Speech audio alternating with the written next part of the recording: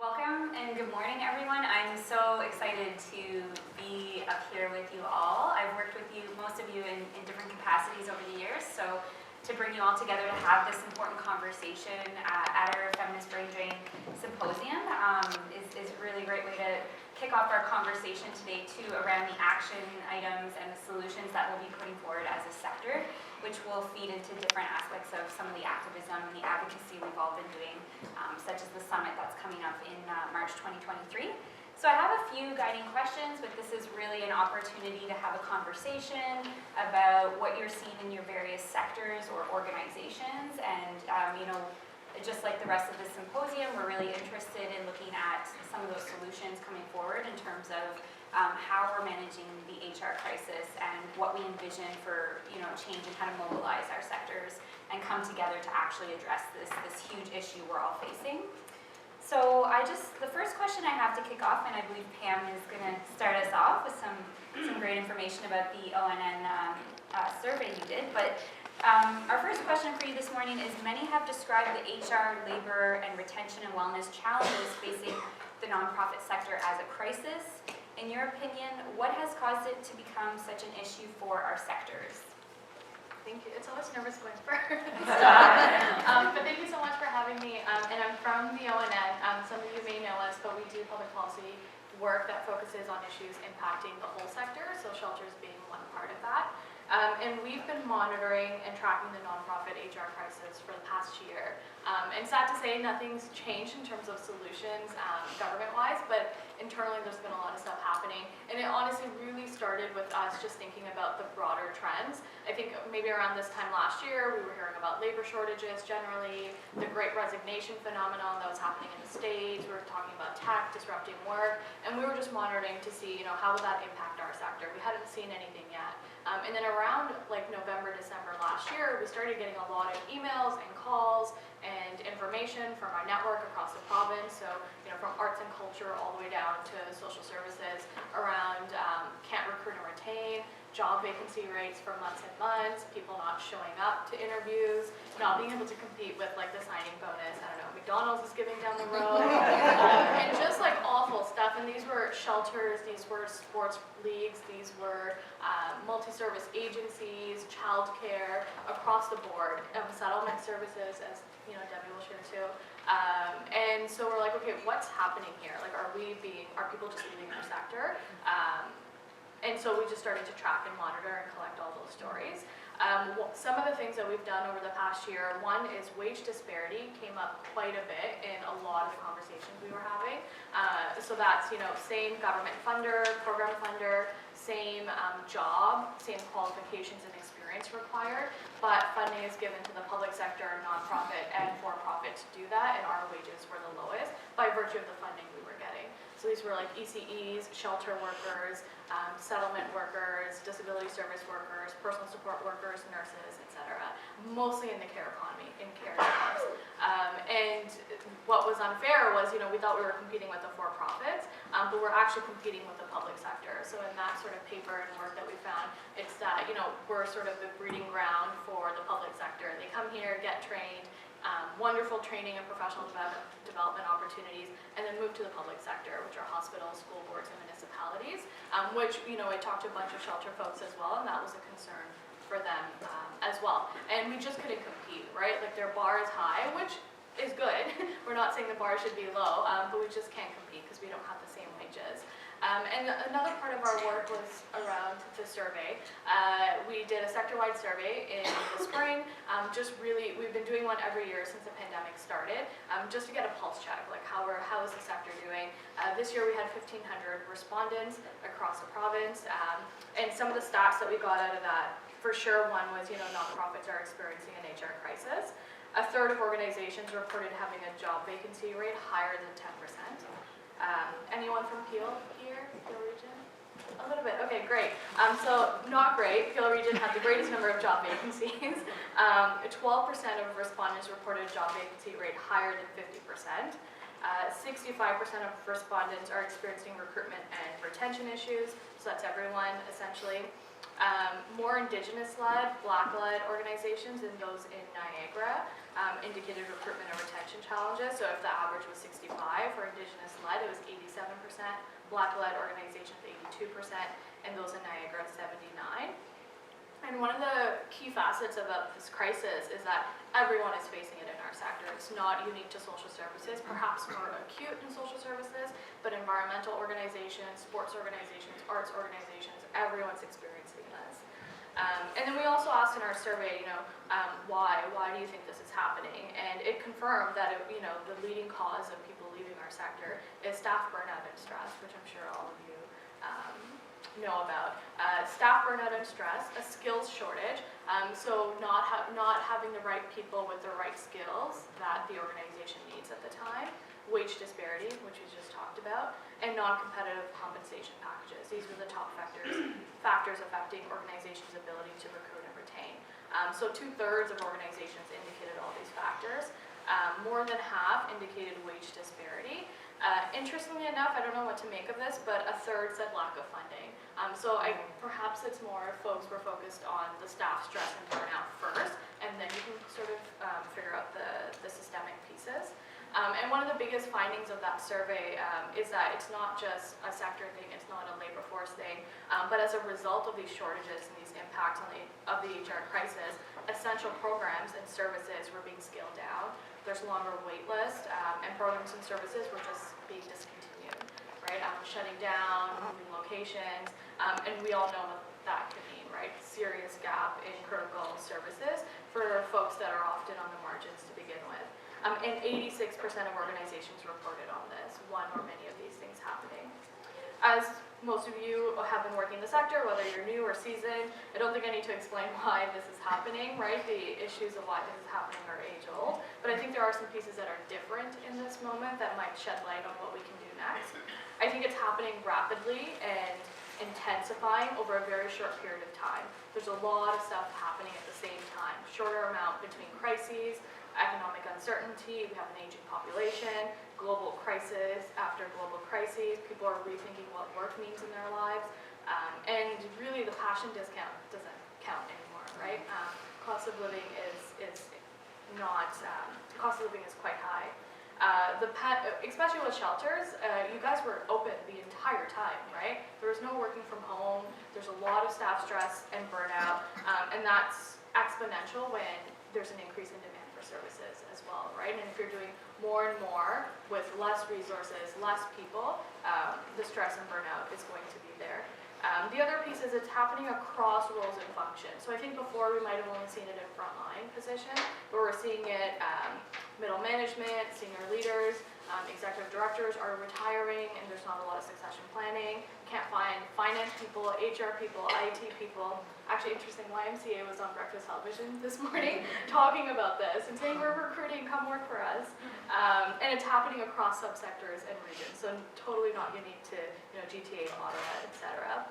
And I think we're at a point where it's really threatening our impact as a sector, right? The whole purpose is to serve community with the best quality of care, particularly those that usually don't get it. And so if we don't have the right people, the best people with the right skills, it means people won't get the services that they need.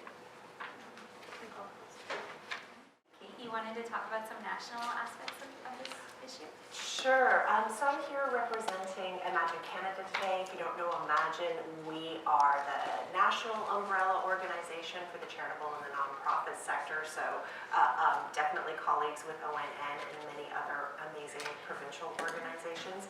I wanted to reassure you that what you experienced in the VAW community is happening across the country, across the charitable sector. So last week we published this report. It's called Diversity is Our Strength. It's based on Stats Canada's HR module and their satellite account on the nonprofit institutes and volunteering. And the top line numbers, I'm going to tell you, no one in this room is going to be surprised about. So 77% of the workforce is female in the charitable and nonprofit sector. And 47% of the workforce are immigrants. And we're going to drill down a little bit more into that. And 34% are racialized workers. And our salaries, as Pam just pointed out, are much lower than the national average. So the average salary in the charitable sector is $38,000 a year versus $57,000 across the country as the national average. But what is really important about this data is that half of the jobs held in our sector are held by immigrant women, and almost a third of the jobs are held by Indigenous and racialized women.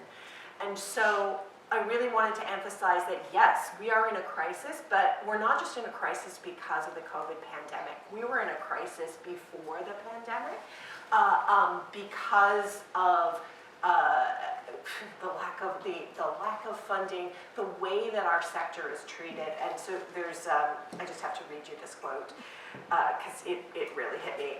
There are clear links between gendered stereotypes and the issues the nonprofit sector faces, including underfunding, excessive monitoring, and not being taken seriously by the public or by government.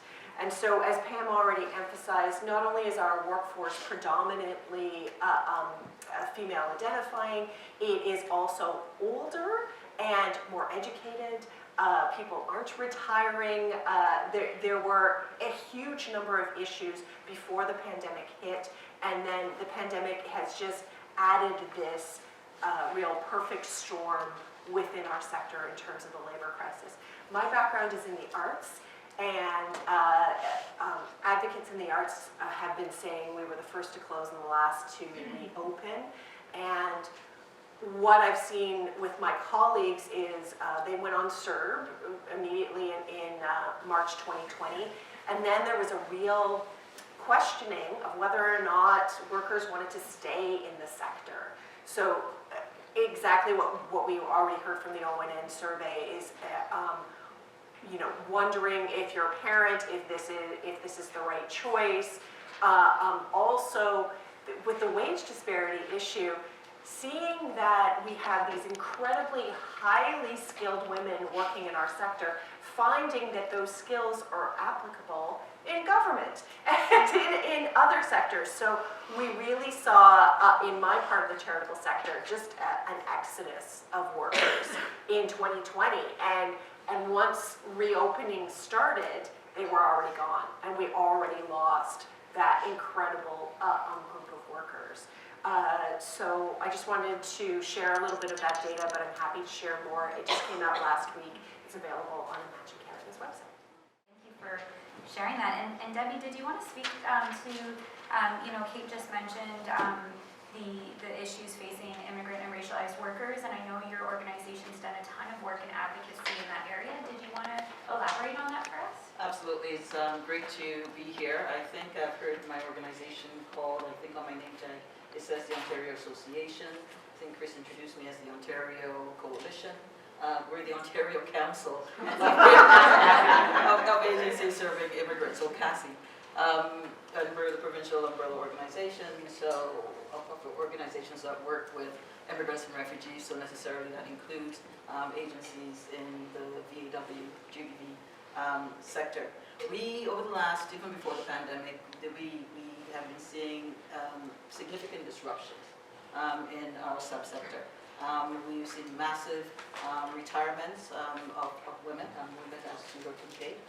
Women predominantly work in our nonprofit sector, and that includes the immigrant and refugee serving sector. Our sector is, of course, you hear that in the Imagine Canada survey that immigrant women make up almost 50% of workers. I would say in the immigrant and refugee serving sector, they make up more like 80% of the sector. Also true for racialized women. They certainly make up more than a third of our sector, and our wages tend to be even lower than the other nonprofit sector.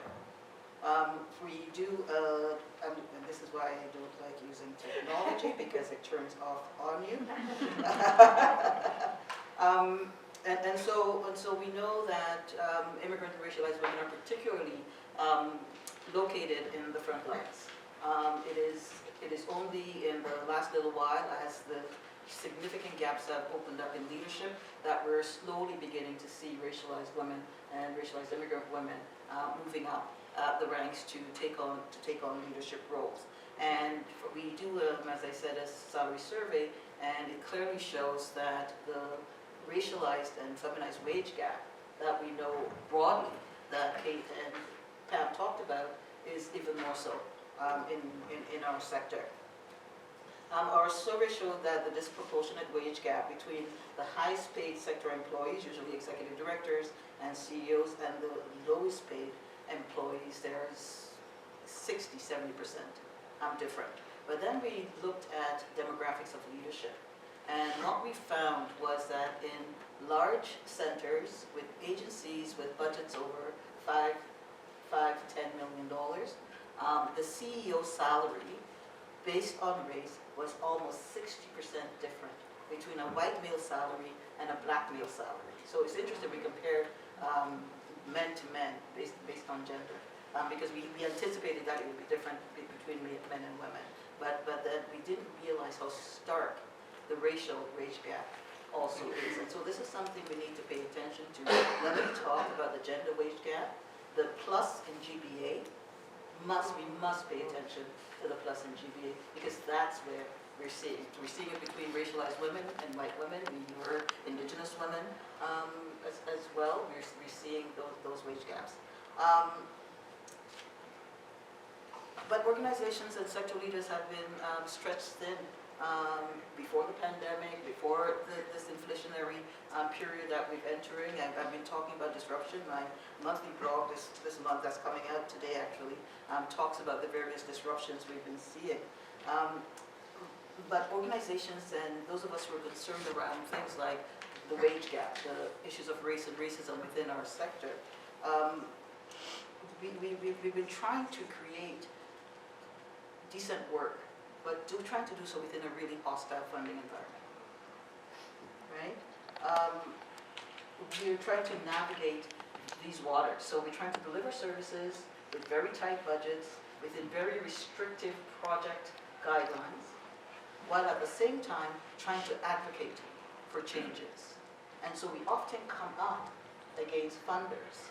And so as an umbrella organization, where members look to say, we pay our membership and we join Advocacy so you can be the advocate on our behalf, because of the fear that exists that if we speak out too loudly, right, if we raise concerns, that we will begin to see our funding diminish. And our sector, we're very much aware of this, right? The previous government, federally, we saw by our sector pushing back. The Ontario Immigrant and Refugee sector was cut by $270 million, with a focus on ethno-specific organizations. The organizations that got the biggest cuts were African-led organizations. They were Chinese-led AIDS and HIV and queer organizations. Right? And so we have to, when we talk about this, these are the kinds of issues we also need to pay attention to in our sector. It's come up a few times in our symposium, the importance of intersectionality and keeping those, also the political roots of that, and not just the GBA plus, as the government likes to call it, but just really remembering the political aspects of that, and how those wage gaps and disparities are not evenly felt, and working in the hostile funding environment. We talked yesterday about that dare to raise our voices and protest against this injustice and these systemic challenges in our sector. We're so concerned about doing too much of that and being too loud. We're just supposed to stay in our place. So you've really reminded me of those conversations from yesterday, and pass it over to you, Anu, to share your thoughts on this. For sure. Well, thank you again for inviting me and for the wonderful opportunity to speak with such great colleagues and to meet all of you. I hope we'll have a chance to talk more. Sorry, yes, there we are. No pockets, it's fine. I'll pick it up later. I'll pick up the thread about particularly intersectionality and funding models. Because I think what we've seen in the sector, which adds to a level of stress, is a bit of a reckoning about what intersectionality actually means in terms of practice. So we're not only having to address very complex service needs, but in addition rethink how we address those complex service needs. And the complexity of the service needs are also connected to our understanding of that complexity. So if I just touch on some of the areas of traditional discrimination and stigmatization in all of our sectors. So it exists to work towards workers, it exists towards the people we work with on the front lines, whether we're dealing with different forms of ableism or classism or racism or sexism. Those things are baked into our system. So those are the things that we saw the gaps widening during the pandemic. And we also saw that's what's making the work so hard. So the work is difficult because of the trauma of generations of systemic racism. The work is hard because of the ongoing transphobia or homophobia that people are experiencing when they come to ask for services. And then at the same time, all of your staff, all of our staff, are also trying to adapt their services to come to terms with those understandings of who we are as a society and what we have to deal with. And change that culture as well. So that's a pretty big ask on all of us. And I think and we're doing it in an environment that is hostile politically, as well as hostile in terms of funding, as well as hostile in terms of our very existence for some of us. So I don't think you can undercount or underplay how important that analysis of who we are and why we do the work we do gets into all of our kind of skins, gets under our skins, and is about our very embodied reality as women in this particular community. So funding models being hostile is an important issue, and I think the way the capacity building grants at Wage rolled out was a very interesting way to change and shift. We saw that many women's gender justice organizations, whether they're shelters or any GBV organization, really experienced change, transformative change because of those capacity building grants, first of all.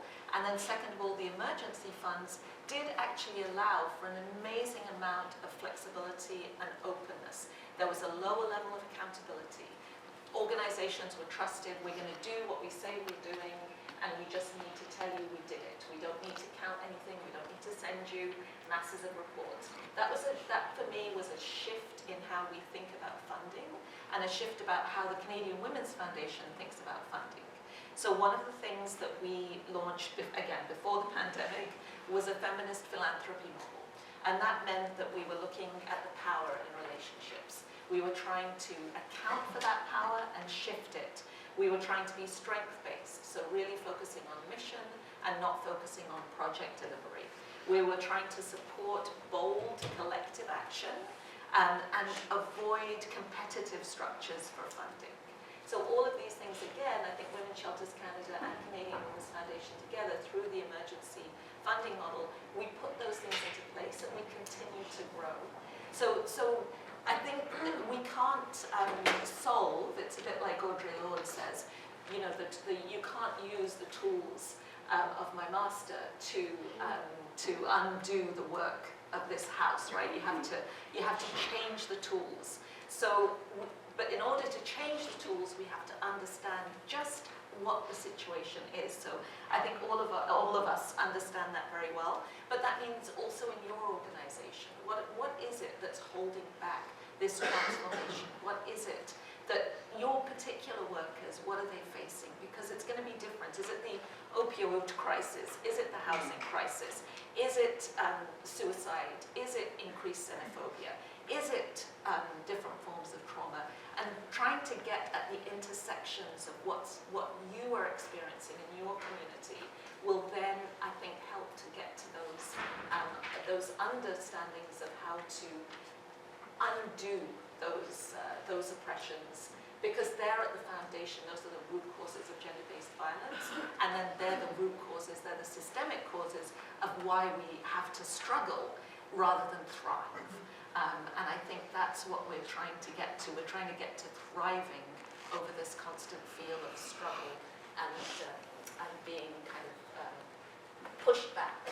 And maybe the last thing I'll say about that is I believe one of the things that did work in our sector, and one of the things that keeps us, in spite of all of those who are retiring, rightly so, like please retire, you've earned it, is the complexity of the work needs solidarity. Yeah. And I think that's where we also, these meetings are so important, the conversations conversations we have, the way that I think as organizations we're constantly working together and trying to say, like, this is what we're experiencing, please notice, please change.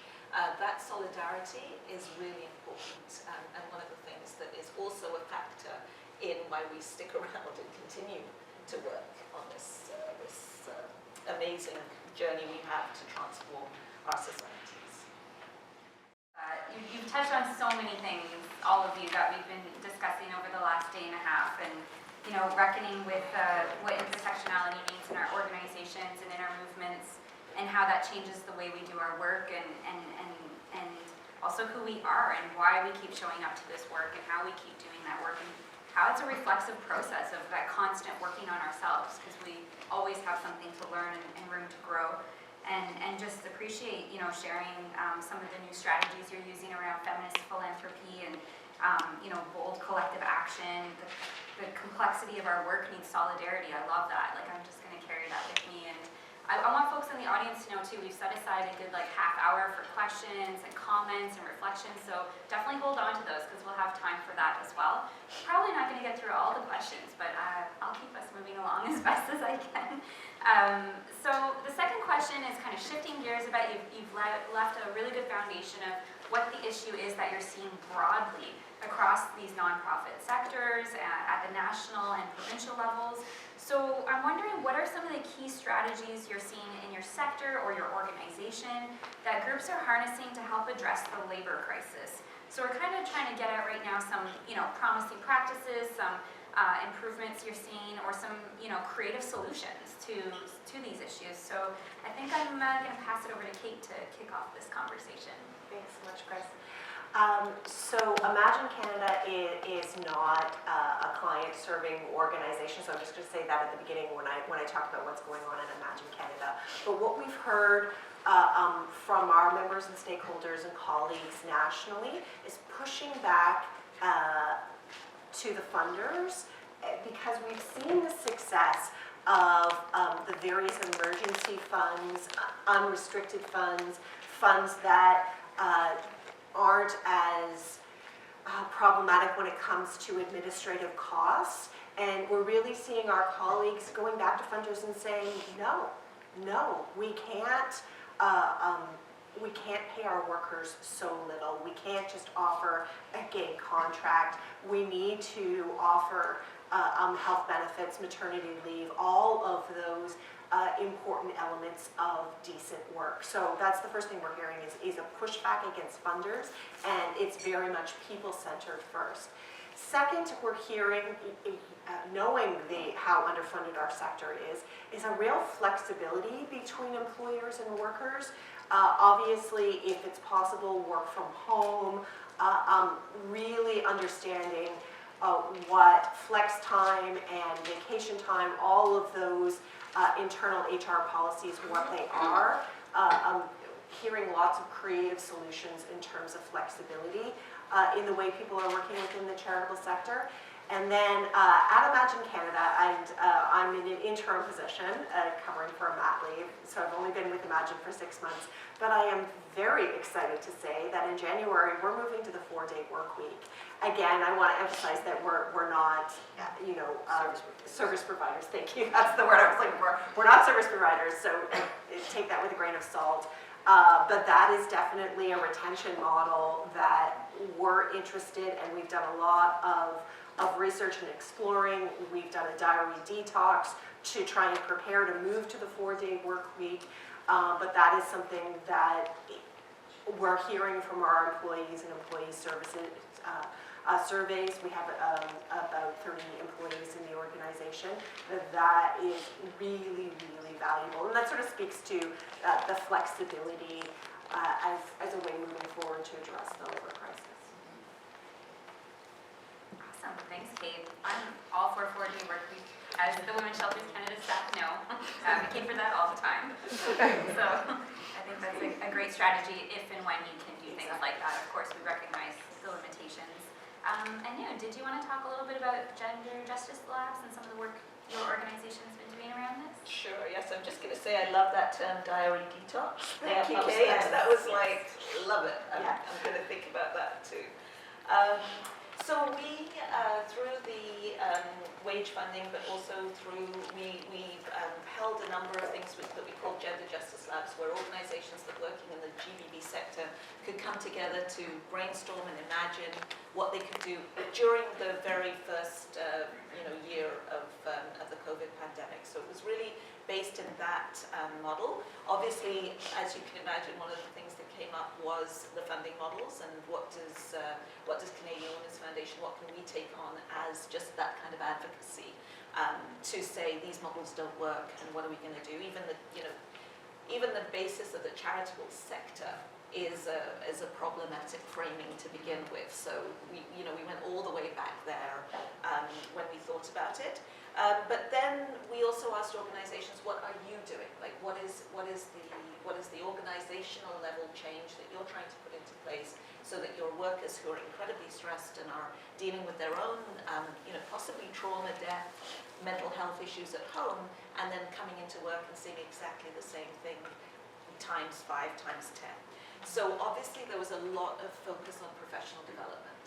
And professional development didn't mean training to manage your schedule. It meant, how do you deal with a mental health crisis? If that's something that you've never been trained to do as a frontline worker, that's the kind of professional development. What about advocacy for housing? What about legal supports? What about health supports? Because in many cases, the sorts of things that we would have normally said, there's another agency that can deal with this, or I'm going to pass this on to my partner in the community. They can't do those things right now, especially not health services and psychiatric services. They're at zero, there's no availability. So organizations were looking at ways to support those themselves by adding the capacity to their staff in as much as that was possible. There was also additional support offered to staff for their own well-being and health, like counselling and well-being, whether through health vouchers or even offering it within the staff through clinical counsellors to actually add that to frontline staff of any level, not just those who have a background in social work or in health services, but to any staff that needed that kind of professional support day to day. There was, because of the funding crisis, which did happen, right, there was a halt in some programs because there just wasn't, the fundraising opportunities that would have done those additional work wasn't possible. Some programs paused. Some organizations took some time and they tried to re-strategize. And that is something, a frontline organization is much, much harder to do, but for youth programs or for some programs where there's a little bit of in and out of who they're serving based on scheduling and calendar needs, they were able to pause and actually reframe their work and say, okay, what are we going to do differently? Can we do less? One of the things that I have heard, and I would love to know how it works, is if you're still only getting funded for what is now 90% worth of work because there's a 10% inflation that no funder has been able to account for, does that mean that you can actually just do 90% of the work? I don't know how you make that work. It's just a reflection that has been buzzing around in my head. And I've been, thinking about it in many ways. But I wonder if there's something there about inflation. Because none of us are going to get top-ups. And Canadian Women's Foundation, in our fundraising, hasn't been able to raise another 10% to hand on to all of the programs that we're supporting. So then how can we really ask them to do that full work? So that's just something I've been thinking about. A lot of mentoring, collaboration, and distance socializing happened, which I think was important to just get that sense of solidarity, and we're trying to do that. Some of the most difficult work in the most difficult circumstances, and of course increasing benefits is plus, but also people don't take their benefits. So I know that's true of many organizations. Maybe you have $500 a year that you can use for your mental health, so it's not enough, A, and B, you don't have time to go for a massage. So those additional health benefits, when are you going to make staff go for their massages? And is a massage really going to help? So there's a whole question there. It's good to have. I don't want to take your massages away. Please go for your massages and your phys ed and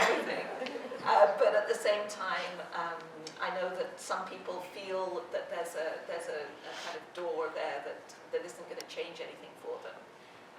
So yeah, I'll stop there.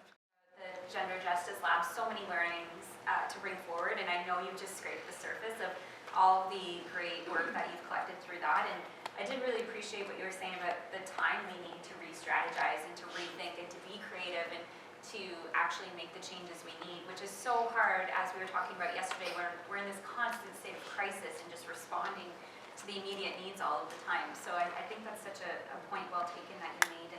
And Debbie, did you want to share with us a little bit about how folks have been pivoting during COVID and some of the strategies and solutions? Sure. I think we all have a sense that it's about creating decent work, right? So it's about higher wages, adequate and flexible benefit plans, including retirement plans, which is so missing in the women's sector.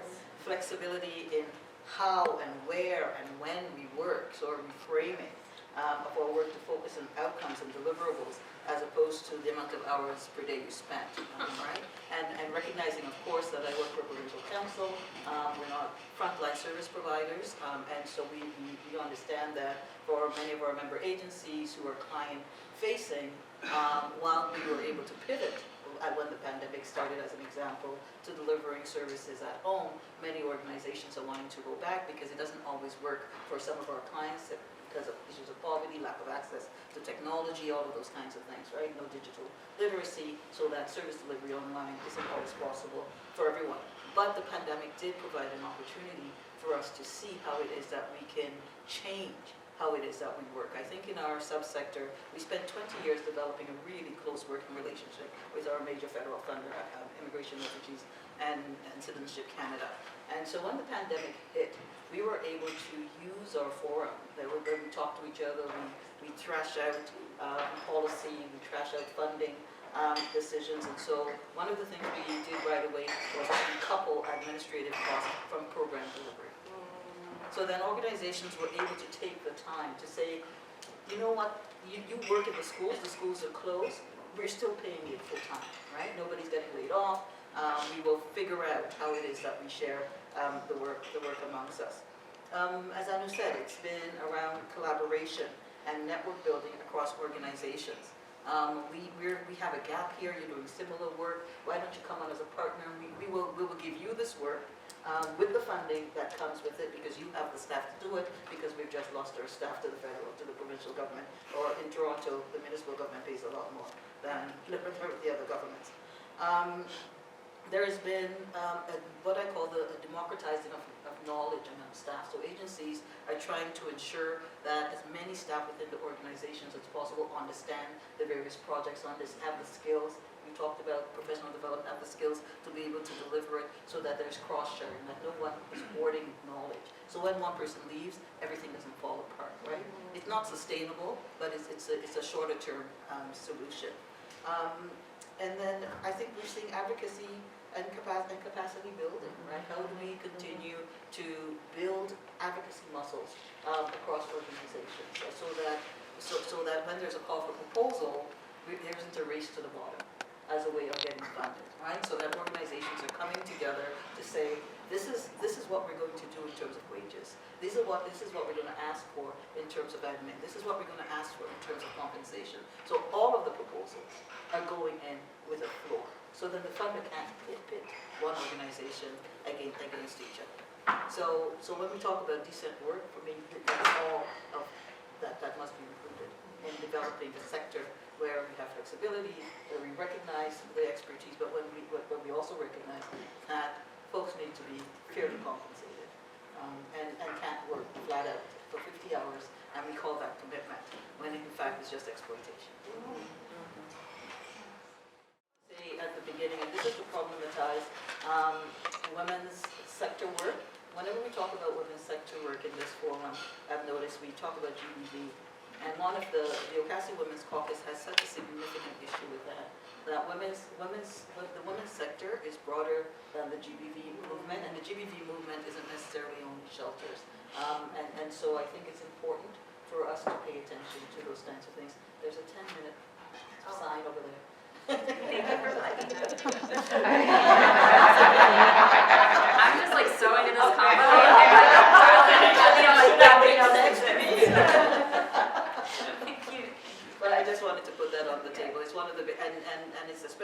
important for wage, because wage sees women's services as violence against women's services only, and that's problematic. And that's part of the siloing that funders have done strategically to kind of divide and conquer us, Yeah. right? So I think that we're reproducing it. It's been a little bit internalized maybe, but I love what you just shared about really thinking about the sector more broadly and how connected we all are in this fight. So We have to, if we're going to win this fight. Yeah. Pam, did you want to share something Sure, yeah. add to this? I just want to underscore what Debbie said about pension and health benefits. Women, retire into poverty, so Yeah. pensions are so important. And health benefits, if we think of primarily people who identify as women, primarily caregivers, have children, health benefits are not just for them, it's for their children, so they have dentists, prescriptions, etc. So super, super important. Affinity groups is something else that I've seen come across. There's affinity groups with positions or with identities, just to create a community outside of organization, so you're part of something bigger.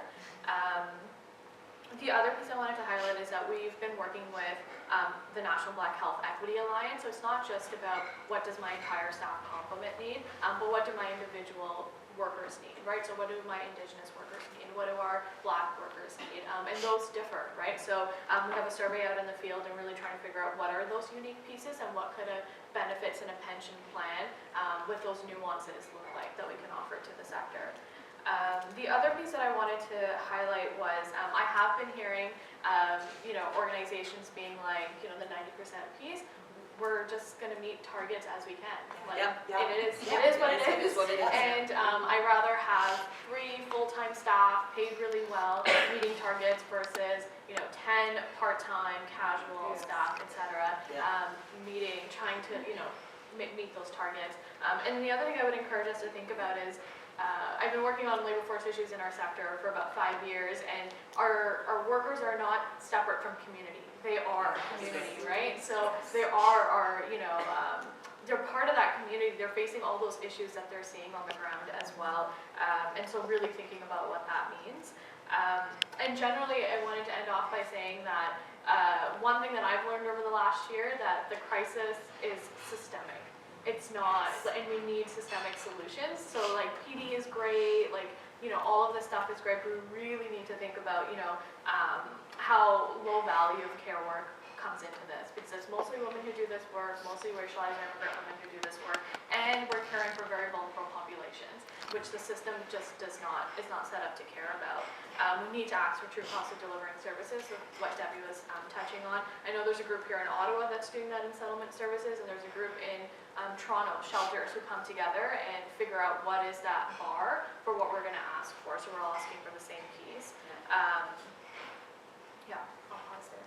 And if I could just add one more thing, you just reminded me, the lack of HR in our sector. Like, I think that is a contributing factor to the labor crisis that started before the pandemic. The importance of pension and health benefits, who is the person on staff who is making sure that those happen is a really big gap. Yeah, I think that's one of our has to be one of our program priorities when we talk about policy changes. Yeah. Absolutely. Thank you for that. I got a good insight into some of the different strategies that we need to harness across our sectors. Pam, Sorry, I'm going to jump in because Don't be I lost my sorry. train of thought. The one thing that I did want to say, these are all things that we're hearing, but I think it would be really cool if we thought about, not working as single organizations, but as a shelter movement. How do we share staff? How do we sort of build this continuum of care where we're supporting each other? What if we had internal pathways from one organization to another? What if we had portable, benefits or pensions that make sense for the employer and the nonprofit worker? What if we had our own pathways? I know United Way Greater Toronto is working on, how do we build a foundation to train people into jobs that are really needed? So that, democratizing across the sector, though, not just in organizations, not just in GBV, not just in women's organizations, but more broadly. And really, if mostly shelters are in the room, you're actually anchor institutions. You probably own your building. You probably do a lot of social procurement. So really thinking about those pieces, right? So I think one of the bigger things is shifting this narrative from, oh, we're just gonna kind of ask government for funding and we're just like the small, sector that's doing this work. Very important work. Government could never do it. For-profits are never gonna do it. We're taking up a lot of space, and we should say that, and we should be more vocal about that and be proud of that work, right? Because without you, so many people would not have the services they need, and they would just fall through the cracks, right? That's an awesome segue to the next question, which really is about, on day one, we had Vicki Reynolds give our keynote and a workshop with our participants. And we heard from Vicki and participants on the importance of collective care and outreach, right? Like raising that voice, like coming to the table and pushing for change. So how do you folks think we can come together to address this issue? And how do we harness the power of collectives, movements, and each other to make real change? And I have Debbie kicking us off on this one. Sure. And I just wanted to do a bit of introduction, because I think across the nonprofit sector, and I'm sure you've been talking about this since the pandemic, we took real pride in our ability to pivot to online or hybrid service delivery. We were proud of our creativity in finding solutions to continue service delivery, to step up to meet new challenges, including increasing domestic violence and trauma. I remember one of my first meetings with our member agencies. I was so proud that the agencies thought, you know what, many of our clients don't have internet connection. So what they did was they ramped up their, I'm a techno peasant, so I don't know what those things are. Anyways, they made their internet more powerful, so then clients can drive up in their cars, so those who have cars, and sit outside the building to be able to do online services and those kinds of things. And we were very proud, and we talked about how resilient we were, right? But resilience doesn't serve us very well. Supporting clients to navigate the system of inequities, begging governments for the basic resources is not enough, and it has never been enough. We have to stop taking pride in doing more with less. We have to stop talking about punching above our weight, because that narrative only serves the masters, right? During the pandemic and post-pandemic, and especially now, we're seeing the emergence of really strong movements centered on the care economy, on decent work that we just talked about, on issues for us as Advocacy, on justice for migrant workers, ending gender-based violence, health care for all, status for all. The reframing of housing as a human rights issue is resonating and is gaining momentum and broadening the advocacy reach on this issue. I think one of the best tactical moves over the last 3 years that I've seen was the linking of issues of international students to issues of migrant workers and temporary foreign workers. And then linking that with the issues of those who are undocumented here in Canada. I lost my train of thought. Coupled with the strategy of inside out, so outside activism that is agitating, that's protesting on the streets, that's showing up at the offices of government folks, coupled with the kind of government relations advocacy work that we do as sector or umbrella organizations like Women's Shelter Canada, Advocacy, ONN, Imagine Canada. Those two things must continue to work together. We have the external advocates activists who are making who are raising the issues and agitating, and we're also doing the same thing and carrying the same messages internally. I think those things is what's going to move us forward. The tactic I talked about in terms of international students, migrant workers, and those who are undocumented have moved the issue of regularization of status in a way we have not seen since 1975. It ended up in the minister's mandate letter. And that is because of the work of organizations like Advocacy, but also the work of organizations like migrant workers and international students. Because all of our issues are interconnected, right? And most importantly, we must ensure, and I believe more and more campaigns are doing this, that we must center and we must take our lead from those whose voices are often muffled, whose voices are often ignored, and whose voices are often excluded. And so this means centering and having our strategies and tactics informed by the lived experiences, knowledge, and imaginings of Indigenous women, of Black and racialized women, of disabled women, of women and people without immigration status, of migrant sex workers, of women living in poverty. We need more of this so that in coming together, our coming together is authentic, it is feminist, it is anti-racist, and it is grounded in the realities of the margins. We often talk about speaking on behalf of those who are voiceless. People aren't voiceless, right? People are just not provided the opportunities. People who are speaking and they're not being heard. They're not voiceless. And so for those of us who have had the opportunity to be welcomed at the table, or who have an opportunity to push open doors or create our own tables, we've got to ensure that those voices are centered, and that all of our work, as we talk about the kind of sectors we want to create, that those are the voices who are pushing and who are leading and who are informing the new imaginings, the new systems that we wanted to build. Because as Anu reminded us, as Arjulal said, the master's tools will not dismantle the master's house. Thank you, Debbie. I love how you're connecting movement building to this idea of us as sectors, right? And we've been kind of problematizing and talking about those tensions. Are we movement or are we sector in the last couple of days? And I think, I really appreciate what you were sharing about the diversity of tactics and strategies and how the grassroots and the folks most affected by these issues we're always talking about are leading that work. And that includes the workers, because as you folks said earlier, they are the community too, right? And a lot of our workers come from lived experience of poverty, of gender-based violence, of racism and colonialism. So I feel like you're really kind of drawing that connection that we've been kind of talking about with movement or sector work. So yeah, really appreciate that. Thank you. And Kate, did you want to share something around? About more core funding. And the nuance of this government relations campaign is that we're not asking for new money because we know the next budget is going to be a slim one. We're asking for the federal government to move 30% of the funding currently allotted to project funding, which we all know is incredibly onerous in terms of reporting. It leads to work that isn't decent work. It's a gig, we all know the problems with project funding. To move 30% of that money over to core. And we use the wage program as a pilot, as a case study for better ways of working. There's also some programs in the Department of Canadian Heritage that allow for, we won't say unrestricted administrative funds, but what Debbie said earlier, the uncoupling of project programming work and administration and salaries.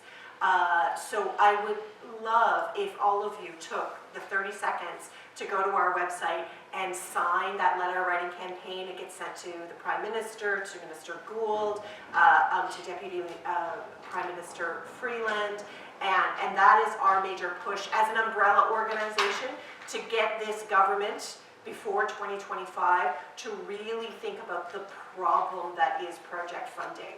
And we saw it in the 2019 report from the Senate about the charitable sector, and so we're really pushing on this very broad issue to get government to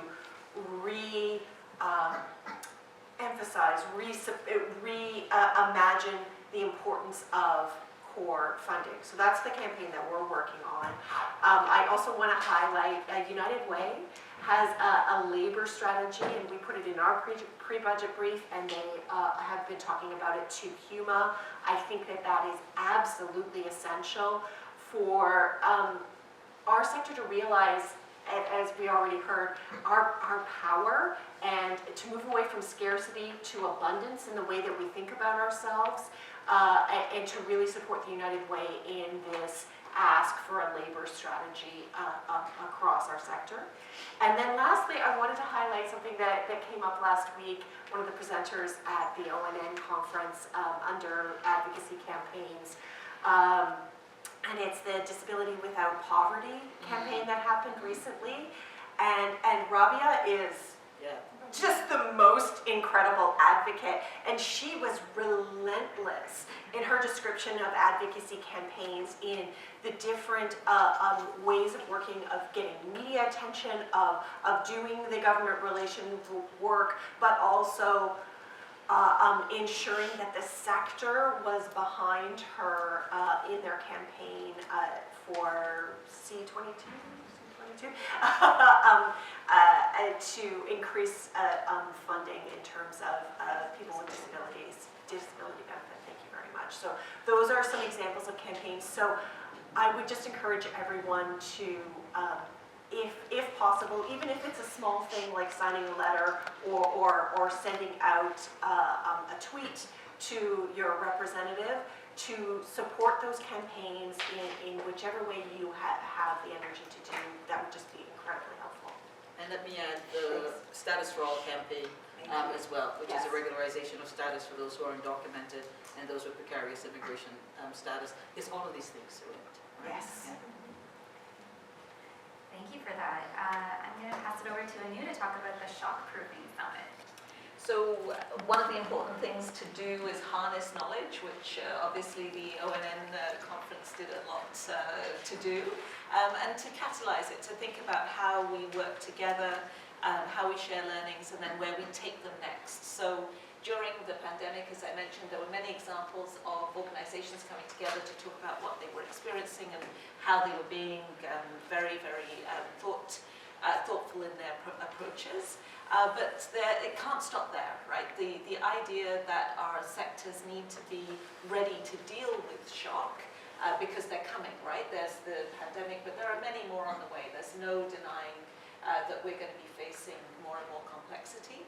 So rather than try to wait for that to arrive, the idea behind the shockproofing summit is that we need to know what to do and how we harness what we've learned moving forward.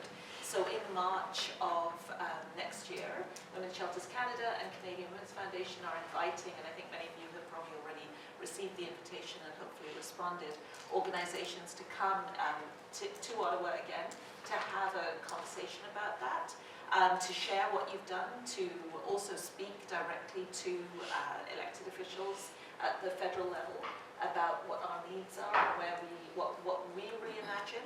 And I think it's important to say that while we perhaps work on a federal level, just as much we have to work on a provincial and on a municipal level.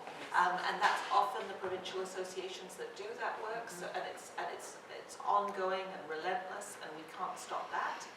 But even on the municipal level, I work also, I volunteer with the Conseil des Montréalais in Montreal, and we get to talk to the municipal government about these same issues. And the more that information is shared on a government level in and out, we also talk to corporations as Canadian Women's Foundation, and they're actually listening. They want transformative practices, sometimes more than government does, because they see how it affects their work and their, well, not just, yes, their bottom line, but also their workers, also what their workers are demanding of them, what their customers are demanding of them. So I think the more we harness and catalyze that opportunity to go beyond the obvious things, that's also really important moving forward. And to use municipalities as advocates as Yes, well. they do. They really do. To use them to Because- advocate with other levels of government. And because they're having the same, Exactly. the Same passing issue. down of Yeah. responsibilities down to the municipal level is what's happening for them. Their worlds are more and more complex, and their tax Yeah, we have. capacity is smaller and smaller. That's right. So we have to see them as allies. Yeah, absolutely. That's great, Anu. Thank you for sharing. And that's like building on this work that ONN's doing, that Imagine, Advocacy, like we're all doing this work. And so to continue that movement building and bringing people together and energizing and reimagining, because we have been through a lot under the last couple years, which obviously you've all pointed out pre-existed. But now, like we have this momentum right now to make some change. There's these opportunities. So thank you for that. And Pam, did you want to wrap up this part of our conversation? Sure, I think just underscoring what everyone has said, the antithesis to all of this, right, is this colonial mentality of divide and conquer. You're one organization, you're one, compete. So we need to stop doing that and not fall into that. The other piece is around, really needing to convene, come together, collaborate, share information, and build that trust over time. I think all of this work is about relationship building and trust building, and all of us have spent a lot of time building trust with each other and done some fantastic work together, and that can happen at an organizational, regional, sector level as well. I'm really thinking about the notwithstanding clause that was pulled in Ontario last week, or the week before, I can't remember, and the unions coming together, and it was 39,000, you know, they're only making 39,000, mostly racialized women, immigrant women, and how like they all organize, right? And it wasn't just QP, but OPSU and everyone else, and across the different sectors were ready to strike on Monday if that wasn't pulled, right? And I think we need to do more of that, right? Let's organize, let's convene, share information, collaborate. So when moments, hopefully, that don't come, hopefully they don't come up, but when they do, that we can act quickly as an ecosystem, right? So doing your own part in whatever you're great at doing, but moving towards a common goal. And around Debbie's point around advocacy, we can advocate. There's a myth out there that we can't advocate, but we can advocate, right? We can advocate at the municipal, provincial, and federal level. So don't be scared to do that, or you know your funding is going to get pulled. And it doesn't mean you have to go and ask. You can just introduce yourself. Hey, I'm in your riding. This is the shelter. This is the organization. Come for a tour. Just get on the MPP or MP's radar. That's all. Just get on their radar so they know who you are, and just give information, right? This is what we're hearing on the ground. This is what we're hearing on the ground. Might not translate into anything the first year or second year, but building that relationship over time can be beneficial when something like this happens, and we have to organize and we have to act. And so again, going back to the antithesis is the colonial mentality of divide and conquer. And we have to remember elected officials, right? When they're in caucus, when they're in cabinet and something come up, they remember something that you said to them, right? Yes. And so they say, Stories. people like to be seen to have information. Yes. So then they put forward what it is that you've told them. So, And they'll so never it's- know, right? You just Yeah. never know. Yeah, they'll never know what's happening on the ground like you Exactly. all do, If you or don't like tell they'll them. do if you don't Yeah. tell them. Yeah. They often don't have solutions. Sorry. We have those solutions, and I think the last piece I'll add to that is that we can be innovative, right? Like the antithesis is also thinking things will never change, and this is just how it is, and you know we're just going to stay in this box, funding sucks, so that's it. We're really thinking about outside of the box, what can happen, what are those innovative solutions, right? Amazing, yeah, like ending on collective action, I love it. I think everybody's on board based on the conversations we've been having, so you can definitely